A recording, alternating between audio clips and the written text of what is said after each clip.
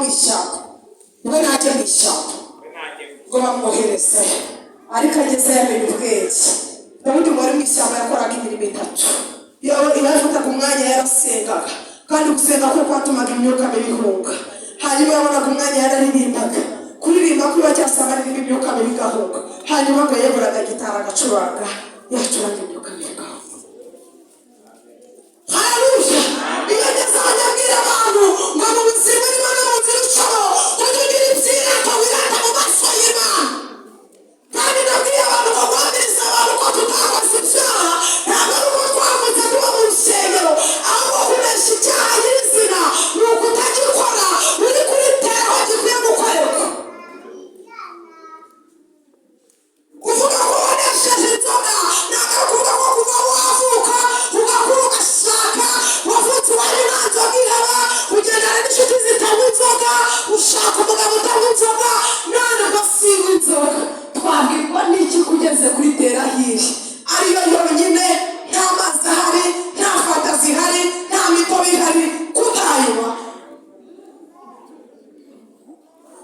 kwagara ko icyo kintu wanesheje ni ukuba uri ahantu kandi ufite inyota.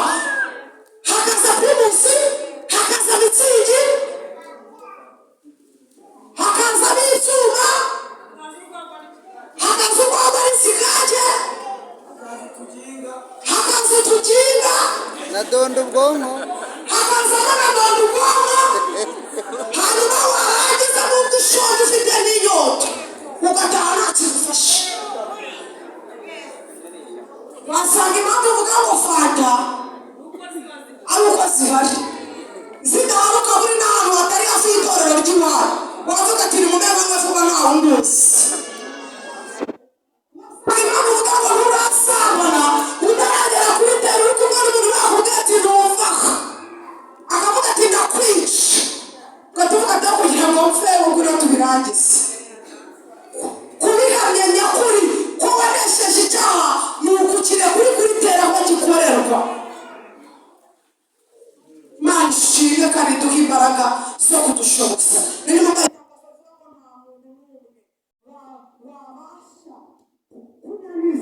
Cyangwa gucogoza cyangwa gukuraho cyangwa kuzimanganya cyangwa se kuburizamo umugambi w'Imana ku buzima bwawe. N'ikimenyetso cy'ukuntu byoroshye, reba uyu mwaka wose turangije uyu munsi intego ni ugushima kureba ibintu byose wanyuzemo. Sifa yaririmbye ngo reka buriya ni uko wabaye Imana naho ubundi waba warapfuye. Imva yawe iba yarameze ibyatsi n'ukuri iba yarabaye ikigunda. None se ari kubw'imbaraga zawe nuko habaye Imana.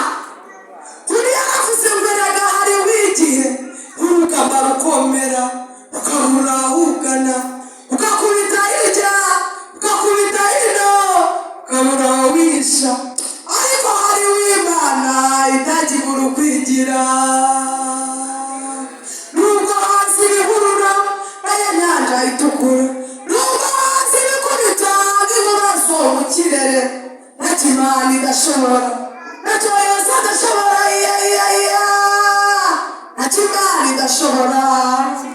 Hari igihe kijya kigera inama zigaterana umwanzi wacu akavuga uyu muntu akwiye gupfa, Imana ikabihindura uyu muntu azabaho, kirazamurera, ikidazapfukira, ijuru rikabyanzura